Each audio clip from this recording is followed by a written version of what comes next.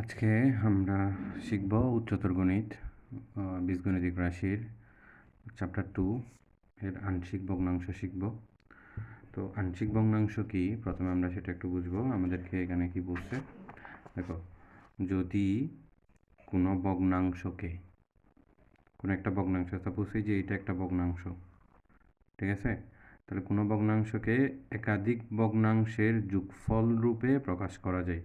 যেমন এই ভগ্নাংশ সমান আমরা এই দুইটা ভগ্নাংশ লিখতে পারি কীভাবে, এই দুইটা ভগ্নাংশের যোগ করলে আমি এই ভগ্নাংশটা পাবো। তাহলে এই ভগ্নাংশ সমান আমি কি করতে পারলাম, এটা লিখতে পারছি একাধিক ভগ্নাংশের যোগফল, অর্থাৎ এই দুটো ভগ্নাংশ যোগ করলে আমি এটা পাচ্ছি।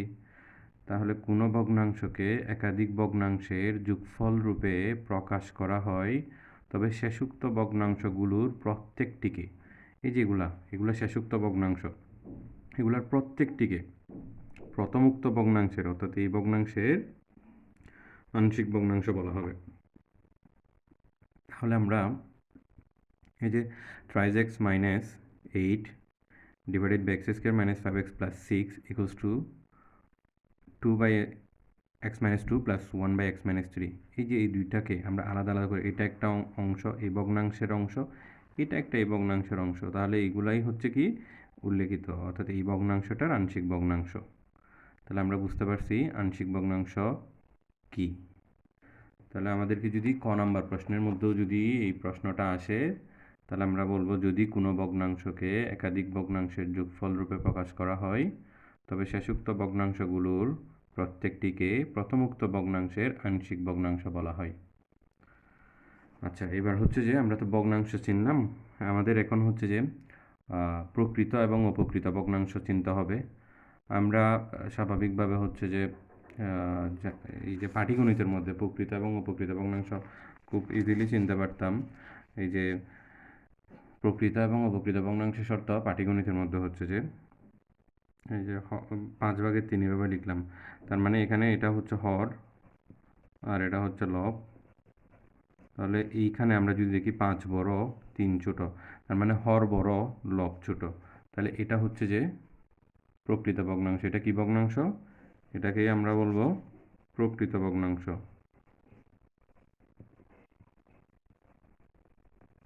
এটা প্রকৃত ভগ্নাংশ।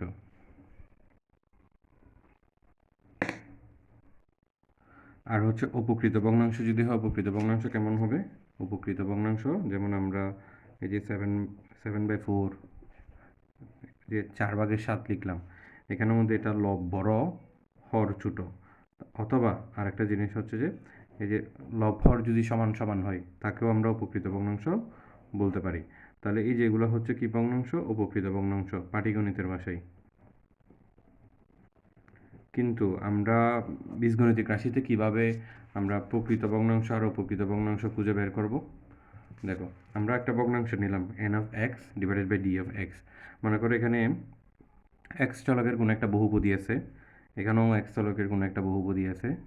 যদি n(x) ও d(x) উভয়ই x চলকের বহুপদী এবং লব n(x) এর মাত্রা হর d(x) এর মাত্রা অপেক্ষা ছোট হয়, তাহলে ভগ্নাংশটি প্রকৃত ভগ্নাংশ হবে। আচ্ছা, প্রথমত হচ্ছে যে আমরা বহুপদী কি তা একটু বুঝি। এই যে এই বহুপদীটা আমাদের একটু বুঝতে হবে। বহুপদীর জন্য শর্ত আছে। বহুপদীর জন্য শর্তটা কি? বহুপদীর ক্ষেত্রে আমাদের এই যে বহুপদীকে আমরা যদি প্রকাশ করি cx⁴p আকারে প্রকাশ করলাম, c মানে হচ্ছে এখানে সহগ কোএফিসিয়েন্ট, আর x মানে হচ্ছে চলক, আর p মানে হচ্ছে পাওয়ার। এই পাওয়ারের জন্য একটা শর্ত, পাওয়ার সবসময় কি হইতে হবে? অঋণাত্মক পূর্ণ সংখ্যা হইতে হবে। পাওয়ার কি হবে? অঋণাত্মক পূর্ণ সংখ্যা হতে হবে। এখন ঋণাত্মক পূর্ণ সংখ্যা মানে কি? ঋণাত্মক পূর্ণ সংখ্যা মানে হচ্ছে যে ঋণাত্মক সংখ্যাগুলা হবে না, ধনাত্মক সংখ্যাগুলা হবে, সাথে 0 সহ হবে। 0, 1, 2, 3, 4 এভাবে চলবে, এবং পূর্ণ সংখ্যাগুলো হবে, অর্থাৎ কোনো ভগ্নাংশ হইতে পারবে না, আর কোনো বর্গমূলওয়ালা সংখ্যা হইতে পারবে না। ঠিক আছে? যেমন আমরা এই যে লিখতে পারি এই যে 2x² + 3, এটাকে আমরা একটা বহুপদী বলতে পারি। ঠিক আছে? আমি যদি কোনো চলক না লিখে শুধু এভাবেও একটা সংখ্যা 3 যদি লিখি, যে এরকম একটা সংখ্যা যদি 3 লিখি, সেটাকেও আমরা বহুপদী বলতে পারবো। কারণ এখানে আসলে চলক আছে কিন্তু তার পাওয়ার 0, তো x⁻0 হলে তো তার ক্ষেত্রে আমরা 1 ইউজ করি। সে কারণে কোনো একটা ধ্রুবপদ, এটাকে ধ্রুবপদ বলে, এই ধ্রুবপদকে আমরা কি বলতে পারি? বহুপদী বলতে পারি। কিন্তু আমরা যদি এভাবে লিখি 2x ইনভার্স 1, এভাবে লিখলাম। এখন এই যে এটাকে 2x ইনভার্স 1কে আমরা বহুপদী বলতে পারবো না, কারণ পাওয়ারটা এখানে ঋণাত্মক সংখ্যা হয়ে গেছে, ঋণাত্মক পূর্ণ সংখ্যা হয়ে গেছে। একইভাবে আমরা যদি এভাবে √x বলি, √xকেও আমরা বহুপদী বলতে পারবো না। তার কারণ হচ্ছে √x মানে হচ্ছে পাওয়ার হাফ। এই যে পাওয়ারটা কি হয়ে গেল? ভগ্নাংশ হয়ে গেল। পাওয়ার হইতে হবে অঋণাত্মক পূর্ণ সংখ্যা। পাওয়ার কি হইতে হবে? ঋণাত্মক পূর্ণ সংখ্যা হইতে হবে। তাহলে আশা করি বহুপদীটা বুঝতে পারছো। তাহলে আমাদের এই যে এখানে n of x divided by d of x, মানে এখানে হচ্ছে মনে করো এক্স চলকের কোনো একটা বহুপদী আছে, এখানেও এক্স চলকের কোনো একটা বহুপদী আছে। তাহলে এই যে এটা লব, এটা হর। তাহলে আমাদের এখন বলতেছে কি লব n অফ এক্স এর লব n অফ এক্স এর মাত্রা। এখন মাত্রা কি? মাত্রা মানে হচ্ছে এই যে যে বহুপদীটা আমাদের দেওয়া থাকবে লবের মধ্যে, সবচেয়ে বড় ঘাতযুক্ত পদটাই হচ্ছে তার মাত্রা। যেমন আমরা যদি এই যে একটা এই যে এখানের মধ্যে যেমন এই যে এটার মাত্রা হচ্ছে 2, আমরা যদি লিখি এখন 3x³ প্লাস 2x² প্লাস 3, তাহলে এখানে সবচেয়ে বড় মাত্রা, এখানে এই যে মাত্রা হচ্ছে 3 এটার, কারণ সবচেয়ে বড় ঘাতযুক্ত পদের সবচেয়ে বড় ঘাত যেটা সেটাই হচ্ছে ওই বহুপদীর মাত্রা। তাহলে এখানে মাত্রা হচ্ছে 3। তাহলে বলতেছে লব n অফ এক্স এর মাত্রা হর ডি অফ এক্স এর মাত্রা অপেক্ষা যদি ছোট হয়, তাহলে ভগ্নাংশটি প্রকৃত হবে। আমরা যদি একটা উদাহরণ দেখি, যেমন দেখো এই যে উদাহরণটা আমাদের এখানে x² প্লাস 1, তাহলে এই বহুপদীটার মাত্রা কিন্তু হচ্ছে 2। এই বহুপদীটার মাত্রা কত? 2। কিন্তু এখানে দেখো তো এইখানে এটা বহুপদী, যদিও এটা আমাদেরকে উৎপাদক আকারে দিয়ে দিছে। তো এই যে আমরা যদি এটা গুণ করি, 3টা x যদি গুণ করি, আমাদের অবশ্যই এখানের মধ্যে আসবে x³ কি আসবে? x³ আসবে। তাহলে এই বহুপদীটার মাত্রা হবে যে 3। তাহলে আমরা দেখতেছি এখানে লবের মাত্রা হরের মাত্রা অপেক্ষা ছোট। এই যে আমরা এখানে পড়লাম এখন লব n অফ x এর মাত্রা হর ডি অফ x এর মাত্রা অপেক্ষা যদি ছোট হয়, তাহলে ভগ্নাংশটি প্রকৃত। তাহলে অবশ্যই আমাদের এখানের মধ্যে এই ভগ্নাংশটা একটা প্রকৃত ভগ্নাংশ। আশা করি বুঝতে পারছো। আমি এখানে আরও লিখে দিছি, কারণ লবের মাত্রা, এখানে লবের মাত্রা হচ্ছে 2 এবং হরের মাত্রা হচ্ছে 2।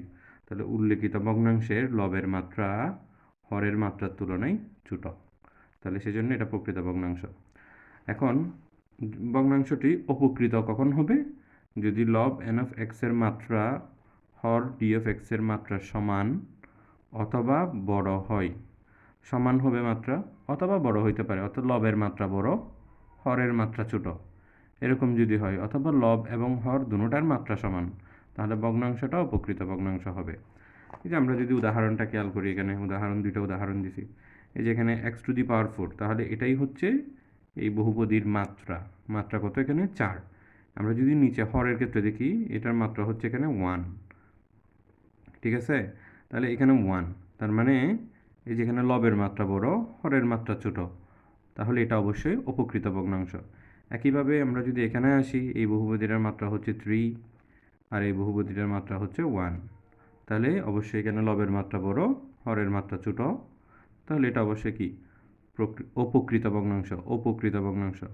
তাহলে দেখো আমি লিখে দিলাম কিন্তু এত এবং উভয়ই অপকৃত ভগ্নাংশ, কারণ উভয় ভগ্নাংশের লবের মাত্রা হরের মাত্রার তুলনায় বড়। উভয় ভগ্নাংশের লবের মাত্রা হরের মাত্রার তুলনায় বড়। আমরা আশা করি প্রকৃত ভগ্নাংশ এবং অপকৃত ভগ্নাংশ কি বুঝতে পারছি। এরপর হচ্ছে আমাদের এই যে আংশিক ভগ্নাংশ করতে গেলে প্রথমে ভগ্নাংশটা কি প্রকৃত নাকি অপকৃত, এটা আগে আইডেন্টিফাই করতে হবে। তার কারণ ভগ্নাংশটা প্রকৃত নাকি অপকৃত, এটার উপর ডিপেন্ড করে আংশিক ভগ্নাংশের মোট 5টা রুলস আছে। 4টা রুলস আছে শুধু প্রকৃত ভগ্নাংশের জন্য, আর একটা রুলস আছে অপকৃত ভগ্নাংশের জন্য। তাই আমাদের প্রথম কাজ হচ্ছে যে ভগ্নাংশটা আমাদেরকে দিবে আংশিক ভগ্নাংশ করার জন্য, এই ভগ্নাংশের আমাদের মানে যাচাই করে নিতে হবে এটা কি প্রকৃত নাকি অপকৃত। আর প্রকৃত হলে তার জন্য 4টা নিয়ম আছে, অপকৃত হলে তার জন্য একটা নিয়ম আছে। আমরা ভগ্নাংশ প্রকৃত হলে আংশিক ভগ্নাংশ করার নিয়মগুলো একটু দেখে নিব এখন। 1 নম্বর নিয়ম, হরে যখন বাস্তব এবং একঘাত বিশিষ্ট উৎপাদক থাকে এবং উৎপাদকগুলোর কোনো পুনরাবৃত্তি হয় না। তো দেখো আমাদের হরের দিকে তাকাবো আমরা। প্রথমত এটা প্রকৃত কিনা সেটা একটু দেখে নিব। অবশ্যই এটা প্রকৃত, আমি প্রকৃতের জন্য আলাদা করে লিখে দিয়েছি। আমি প্রথমে যে 4টা রুলস বুঝাবো এগুলো প্রকৃত, তারপরে আমি একটু টেস্ট করবো এখানের মধ্যে। আমরা এই এক্স আর এই এক্স যদি গুণ করি তাহলে হচ্ছে এক্স স্কোয়ার। আমাদের প্রথম পদ মানে এই দুটোটা গুণ করলে আমরা যে একটা রাশি পাবো, বীজগণিতিক রাশি, তার প্রথম পদ হচ্ছে এক্স স্কোয়ার হবে। তার মানে যদি এক্স স্কোয়ার হয় এটা গুণ করে, যদি এক্স স্কোয়ার হয় তার মানে এই যে কত আসতেছে, ঘাত কত আসতেছে বা মাত্রা কত আসতেছে 2। আর এখানে মাত্রা কত, এখানে মাত্রা হচ্ছে 1, এখানে মাত্রা কত 1। তাহলে হরের মাত্রা বড়, হরের মাত্রা বড়, লবের মাত্রা ছোট।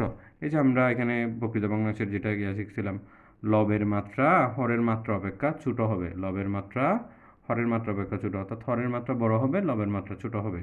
তাহলে ভগ্নাংশটা প্রকৃত ভগ্নাংশ। তাহলে অবশ্যই আমাদের এই ভগ্নাংশটা হচ্ছে প্রকৃত ভগ্নাংশ।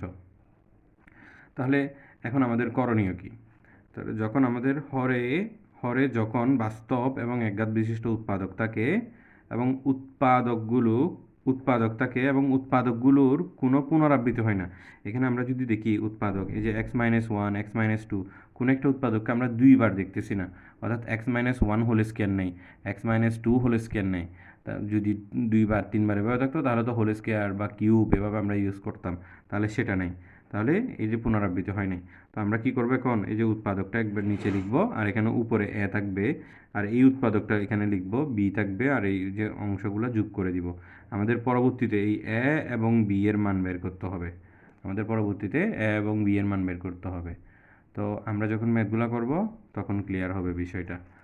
আমরা প্রথমে কিভাবে কাজটা শুরু করব, অংশ কিভাবে ধরবো, প্রথমে আমরা সেটাই শিখতেছি। আমরা যদি এখন 2য় নম্বর রুল দেখি, হরে যখন বাস্তব এবং একঘাত বিশিষ্ট উৎপাদক থাকে।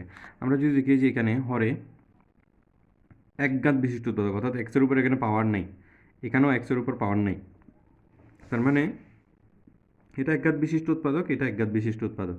আমরা যদি দেখি যে এখানে এক্স স্কয়ার প্লাস 4 আছে, তার মানে এটা দ্বিঘাত বিশিষ্ট উৎপাদক, তাহলে এটা একঘাত বিশিষ্ট উৎপাদক এরকম। কিন্তু এখানে একটা জিনিস আছে, সেটা কি, এই যে আমরা যদি দেখি উৎপাদকের উপর পাওয়ার 2 আছে, তার মানে এই x-1 হোল স্কয়ার, তার মানে বোঝাচ্ছে যে x-1 ইন্টু x-1, অর্থাৎ x-1 এখানে 2বার, অর্থাৎ পুনরাবৃত্তি হয়েছে। তাহলে পুনরাবৃত্তি হইলে তখন কি হবে, পুনরাবৃত্তি হইলে প্রথমেই আমরা x-1 একবার লিখব, তারপর আবার x-1 হোল স্কয়ার লিখব, তারপর বাকি যে উৎপাদকটা থাকবে সেটা লিখব। আর যদি এগুলো একঘাত বিশিষ্ট হয়, মানে যদি পাওয়ার 2 না থাকে, পাওয়ার 3 না থাকে, এরকম যদি না থাকে, তাহলে আমরা উপরে এ বি সি অংশগুলোর উপর দিব। পরবর্তীতে আমরা এ বি সি এগুলার মান বের করব। আশা করি বোঝা গেছে। আচ্ছা, আমাদের যদি এই যে x-3 থাকে, এখানে যদি এখানে x-1 হোল কিউব যদি থাকে এখানে, তাহলে হচ্ছে প্রথমে একবার x-1 লিখব, তারপর x-1 হোল স্কয়ার লিখব, তারপর x-1 হোল কিউব লিখব, এভাবে রিপিট করব।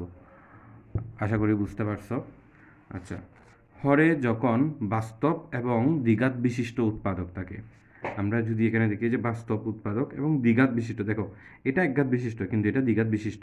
একঘাত বিশিষ্টের জন্য যে দুইটা রুলস শিখছি আমরা উপরে, এই যে রুলস 2 এবং রুলস 1, এটাই আমরা ইউজ করব। আর দ্বিঘাত বিশিষ্টের জন্য নতুন রুলস আছে এখানে। তাহলে যদি দ্বিঘাত বিশিষ্ট উৎপাদক থাকে এবং উৎপাদকগুলোর কোনো পুনরাবৃত্তি না হয়, আমরা যদি দেখি যে x² প্লাস 4, এটার উপর কোনো পুনরাবৃত্তি নেই, অর্থাৎ এটার উপর কোনো পাওয়ার নাই, এই উৎপাদকের উপর কোনো পাওয়ার নেই, এই উৎপাদকের উপর কোনো পাওয়ার নেই, তার মানে হচ্ছে এটার কি পুনরাবৃত্তি হয় নাই। আচ্ছা, এখানের মধ্যে x-1 এই উৎপাদকটা যদি দেখি, এটার পাওয়ার হচ্ছে 1, এক্সের পাওয়ার হচ্ছে 1, তার মানে এটা একঘাত বিশিষ্ট উৎপাদক। তাহলে আমরা এই যে x-1 লিখব, তার উপর শুধু 1 বসবে। কিন্তু এটাতে যদি দেখি এটা দ্বিঘাত বিশিষ্ট উৎপাদক, তো দ্বিঘাত বিশিষ্ট উৎপাদক হলে উৎপাদকটা লিখব, দেন এখানে আমরা লিখব bx প্লাস সি। আচ্ছা, যদি এখানে ঘাত 3টা থাকতো, তাহলে আমাদের এখানে এই যে x³ প্লাস, মনে করো x³ প্লাস 8 আছে, এভাবে আছে, তাহলে হচ্ছে আমরা এখানে লিখতাম যে bx² plus cx plus d, এভাবে এক্সট্রা করে লিখতে হইতো। যদি এত জটিলগুলো আমাদেরকে দিবে না, সিম্পল এতটুকু পর্যন্ত মনে রাখলেই হয়ে যাবে। আচ্ছা, তাহলে এখানে পুনরাবৃত্তি হয়নি। চতুর্থ নিয়মের মধ্যে আমরা যদি খেয়াল করি, চতুর্থ নিয়মের মধ্যে হরে যখন বাস্তব এবং দ্বিঘাত বিশিষ্ট উৎপাদক থাকে এবং উৎপাদকগুলোর কোনো পুনরাবৃত্তি হয়, অর্থাৎ উৎপাদকগুলোর অবশ্যই এখানে পুনরাবৃত্তি হবে, ঠিক আছে? তাহলে